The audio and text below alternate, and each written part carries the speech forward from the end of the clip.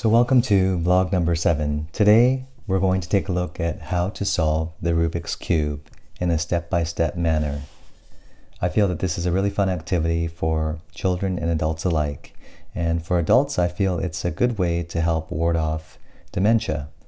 So I will aim to show how to do this in a very simple step-by-step manner. This is the original Rubik's Cube, and this is just a similar one that's made in China, and it just moves a little bit better and is less noisy. So I'm going to use this one.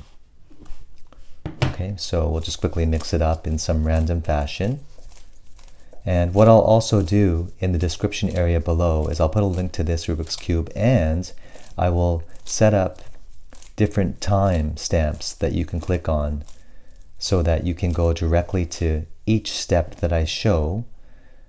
That way, as you learn the different steps, you can repeat a certain step as many times as you want.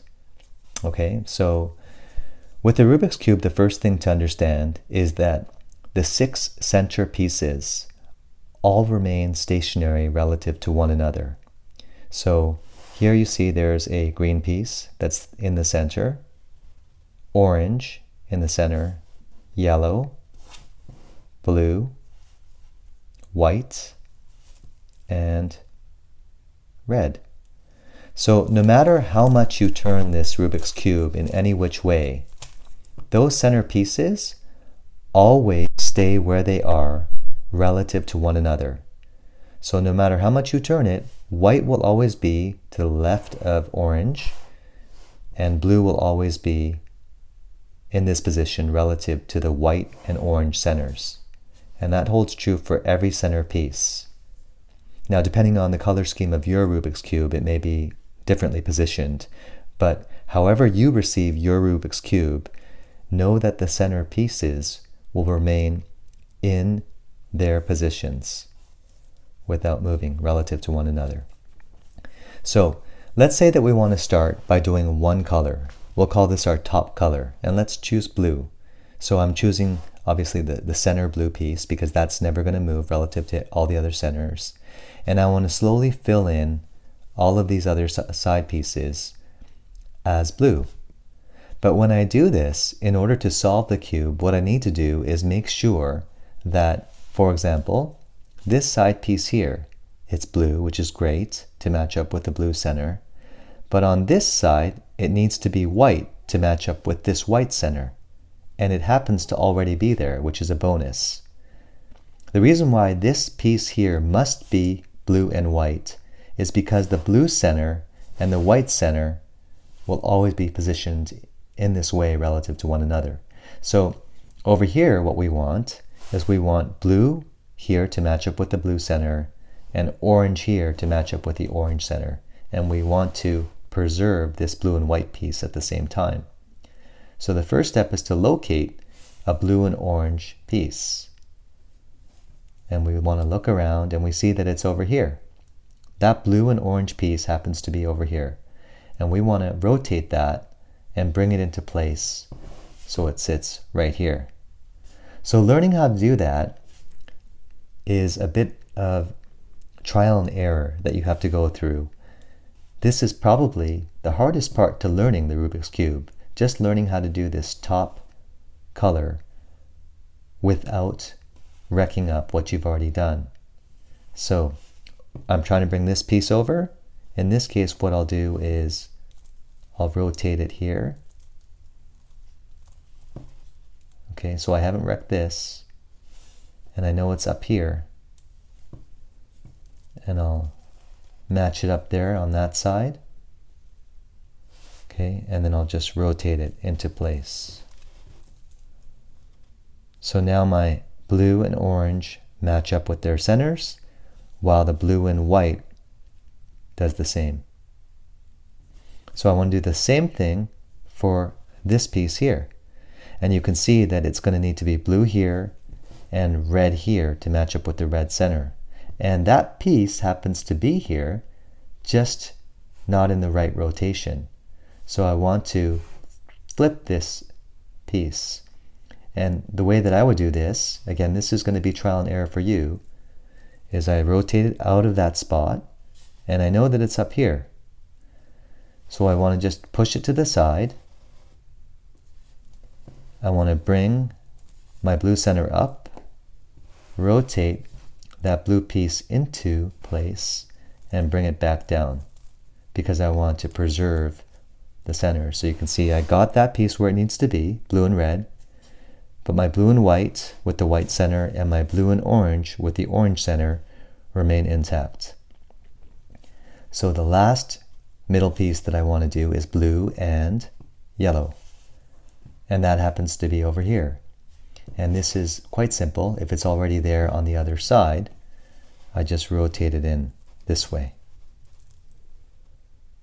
So you can see all of my centerpieces are in place, which is great. So the next step to doing our top color is to solve for the corners. And we need to do this with the same thought in mind. So when we solve for, let's say, this corner, it needs to be blue here, but it needs to be white here, and it needs to be orange here. And there's only one piece in this whole cube that would fit this requirement, so we have to find that. And it looks like it's over here. See, blue, white, and orange. So to bring that into here, the way that you can do that is position it like this. Again, this is trial and error. You'll figure this out by just doing this many, many times. Rotate up, slide it in, and bring it back into place. And you'll see that it's perfect for blue for the blue center, white for the white center, and orange for the orange center. And we did not wreck up the other center pieces. Okay, so I'm going to do the same thing for all of these corners. Over here, I need blue on this side, orange on this side, and I need yellow on this side. And that piece, that one unique piece, is already here. It's just in the wrong rotation or position. So I'm just going to go ahead and get it out of there first.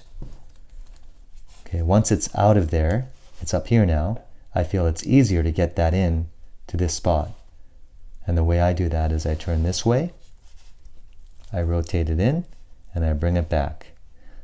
So you can see I've not wrecked up this corner, nor have I wrecked up any of the center pieces.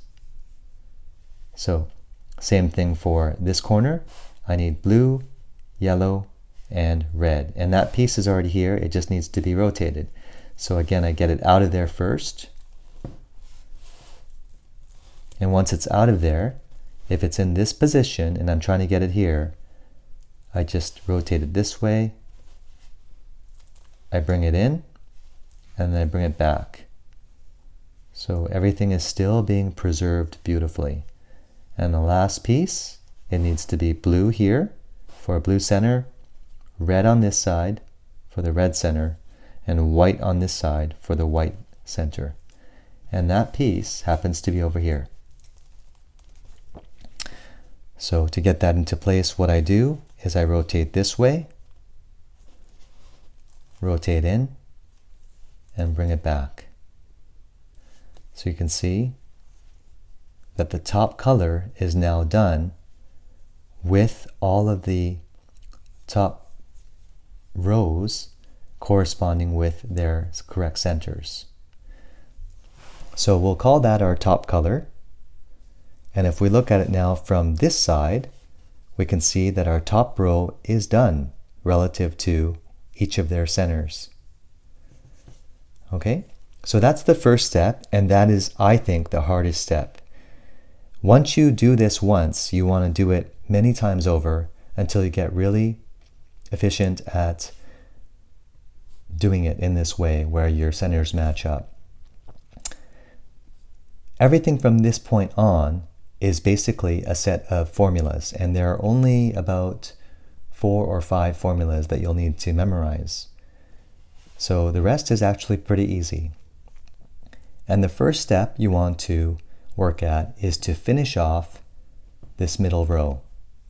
Of course, while preserving everything that you've done up until now. Okay, so the way that you do this is you keep your top always on the top side. And you are looking for, in this case, a piece that has red on this side and yellow on this side. Again, because the red and yellow centers are not going to move relative to one another. And that piece, there's only one of them in this Rubik's Cube. It's either going to be in the middle row already somewhere else, or it's going to be in the bottom row in a middle position. So I'm looking for that right now. I'm looking for red and yellow. And I see that it's actually right here. And it needs to be over here. So the formula for getting the correct piece in this position requires that that piece is first on the bottom row. So I need this to move into the bottom row somewhere so that I can use my formula. But rather than waste a step to just get this out of here, I'd rather put the correct piece in here because that's going to pop this piece out to put on the other side. So now I want to look for yellow and orange. And let's see if I can find that. And it's right here. Yellow and orange. So once I find that piece, I want to line it up so that the color that's up here and not on our bottom surface lines up with its corresponding center. And you know that you want this to pop into this position. And by doing that, this piece is going to come out and it will become available to pop into this position. So this is the basic formula. Okay, so orange, yellow, lined up with the orange, and because it's on the right-hand side of where it needs to go, we're going to take it once to the right, bring our top color down once from the left side, another time to the right, up, bring the bottom back once, rotate, bring this side down, restore our top color, and that piece will pop into place. So that's the basic formula for putting a piece that's down here into this middle row. And let's do the same thing for this part here, which should be yellow and red. Let's find it. It's right here.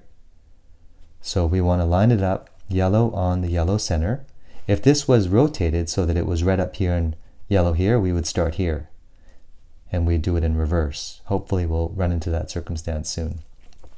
But because it's here, we start here, and we want to go right because it's starting on the right side of the position that we want to put into.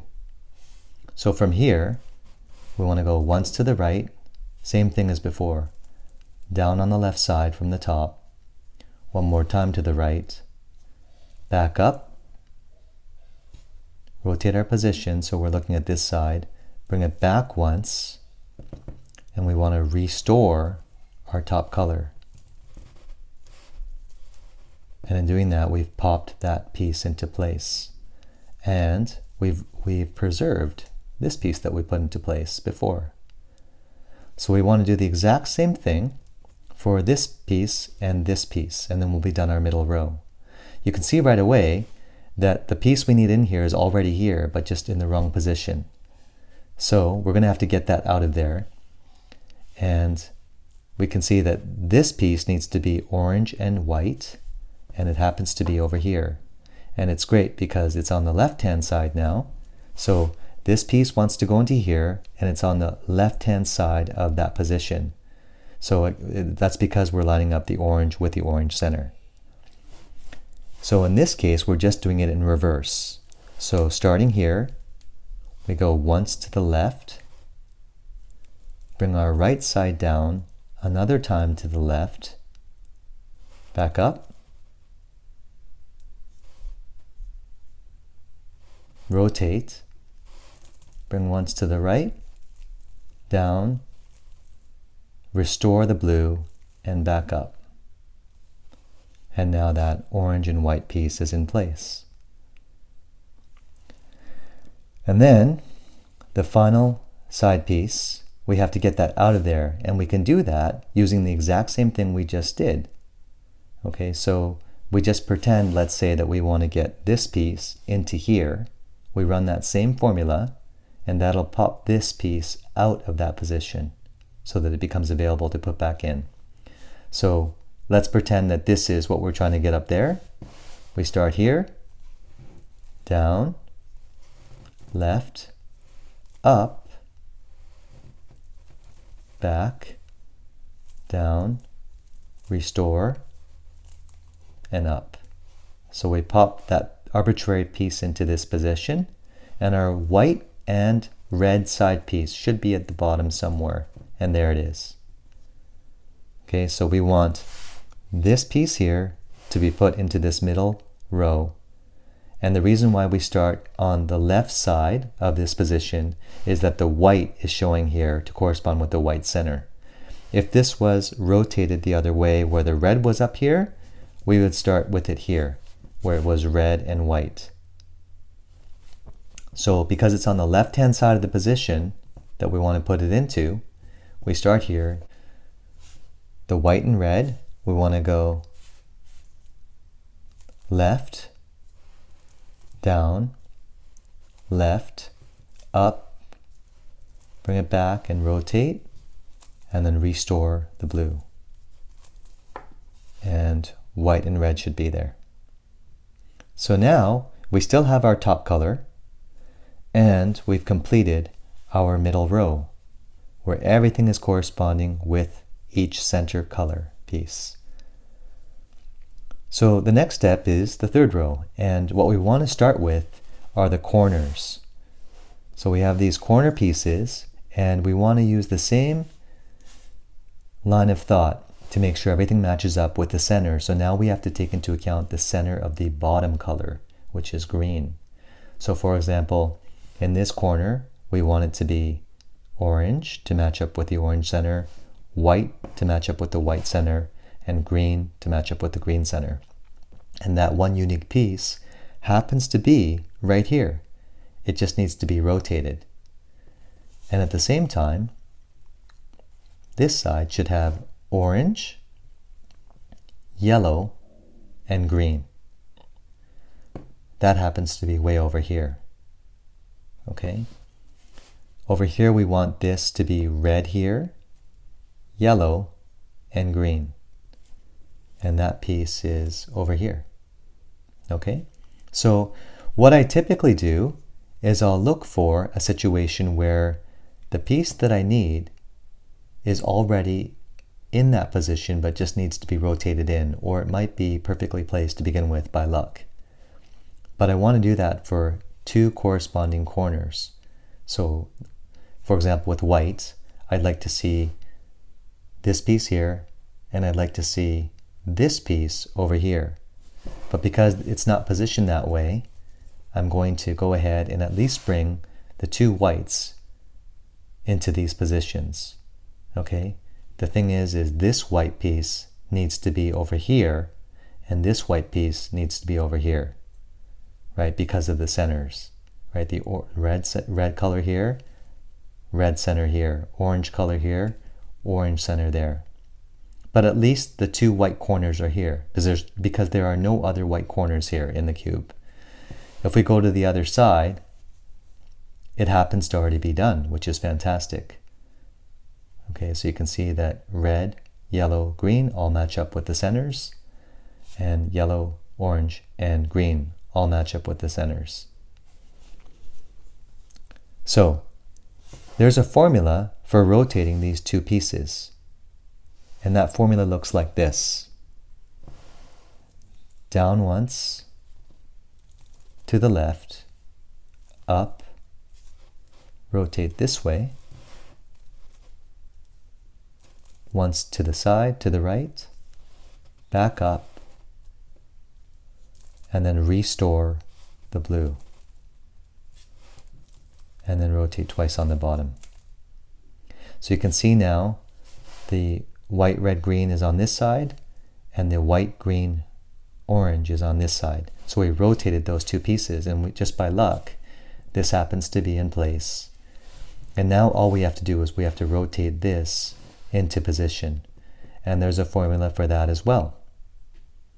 Okay, so the formula for rotating a corner piece without wrecking anything else is, if it's on the left side, you go down once, to the right, back up, to the right again, back down, and restore the top color, and rotate twice again. So we rotated it once, and we'll have to repeat that same formula to rotate it one more time into place. And note that we haven't wrecked up this other side or anything else.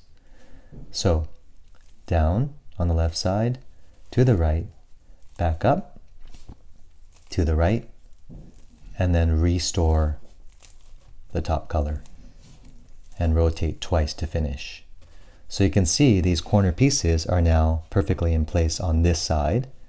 Let's flip to the other side and see if everything is okay. So this corner piece, it is the correct piece, it just needs to be rotated in the same way that we just did. And this corner piece is also the correct piece. It also needs to be rotated, and both will need to be done twice, or that formula will have to be applied twice. So let's start with the left side because that's just what we did. So down, to the right, up, to the right, down, and restore the blue, and finish by rotating twice at the bottom. So that's in place. And here we'll do it for the right side. So we're going to the opposite side.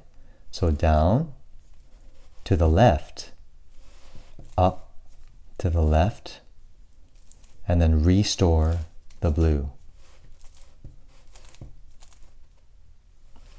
So you can see that's in place, and these corners are also in place. So our top color is still there, and our two top rows are there, and now our bottom corners are in place. When we get to this place of the Rubik's Cube, all we have to solve for now are these last four pieces. So we want to make sure we always keep our top color in the top position. And now we want to choose any one of these faces as being our front face. Let's choose the white because it's already done by good luck. And when we're in this position, as we're trying to rotate these last four pieces around, there's a basic formula that we can do over and over again to maneuver these four until they get to a good position where we can solve it. And this formula looks like this. So you're holding it at the front face with your top color up top. You're taking both sides up once, rotate once to the right, bring the sides back down. Rotate twice at the bottom, both sides up again, and restore your blue. And you've preserved your front face, but you've moved things around. You've moved these other middle pieces at the bottom around.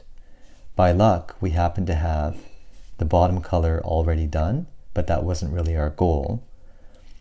We're going to repeat that same formula. You can do this over and over again until you get to a good position or situation. And what I mean by that is, if I repeat that exact same formula, I know exactly what is happening to these other three pieces.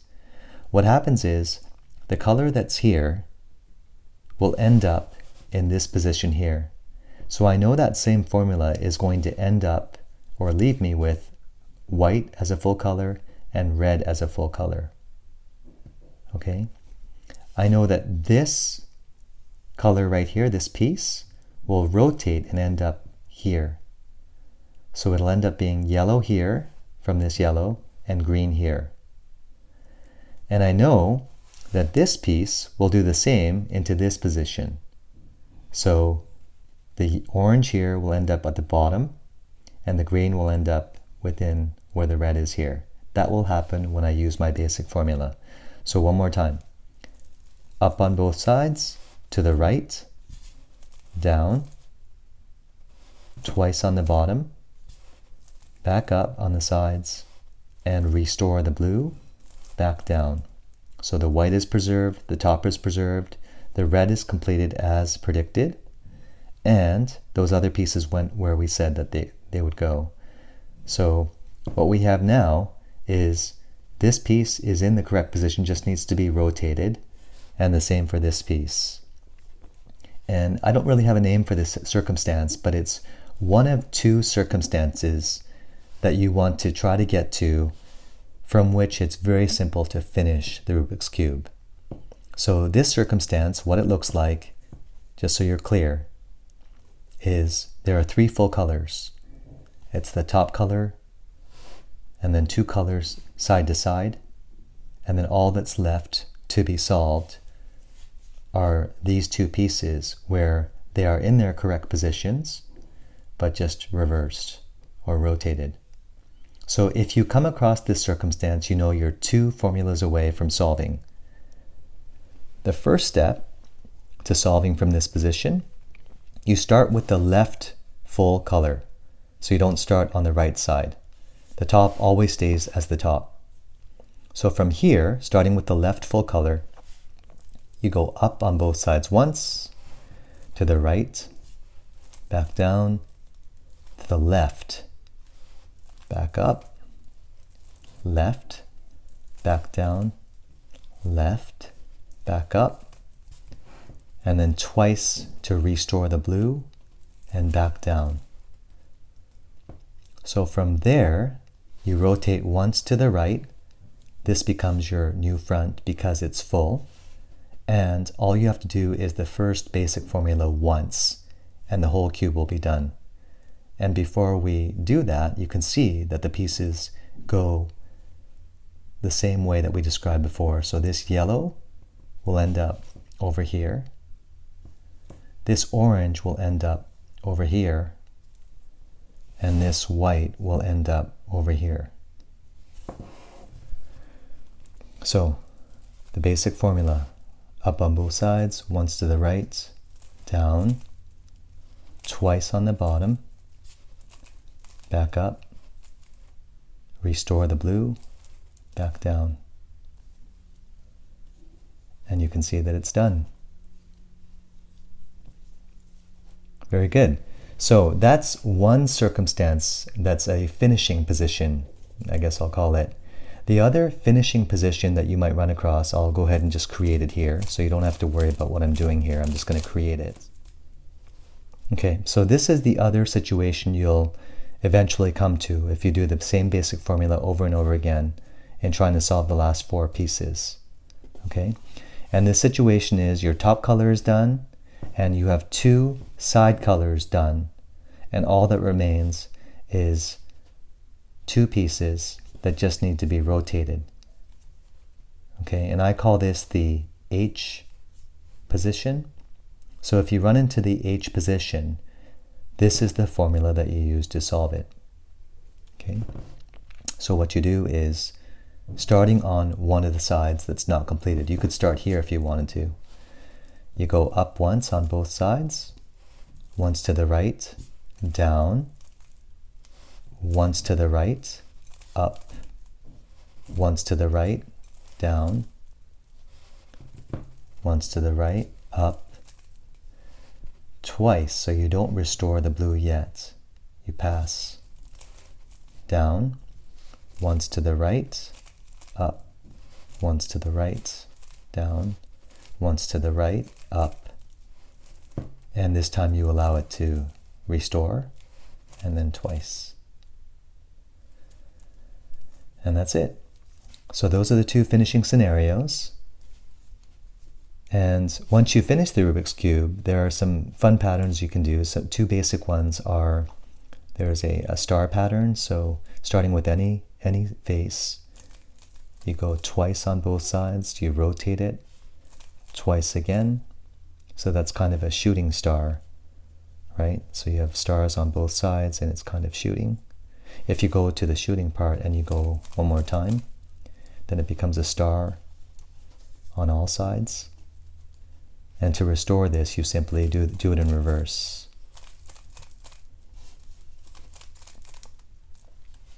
Another fun pattern is to go once on both sides, rotate once on both sides, and you end up with different centers in each one.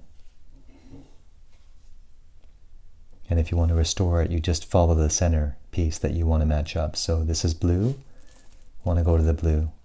This is red, so I want to go to the red. And then the white goes to the white. So there you go. If you have any questions at all about any of these steps, please go ahead and use the comments section below. Again, I'll put timestamps in the description area, as well as a link to this cube, which I actually like for it being quiet and easier to maneuver than the original. And hope you have some fun with it. If you have any young children or any elderly parents or relatives who might enjoy this, please go ahead and share this with them, because again, it's a very good activity for nervous system health and for warding off dementia. Okay, thanks for watching. Thanks so much for watching. If you haven't already, please subscribe to our YouTube channel for more suggestions on how to improve your mobility and health. And for our most recent self-care suggestions, please use the link here to subscribe to our newsletter. All of this helps us produce more useful content. Thank you, and see you again soon.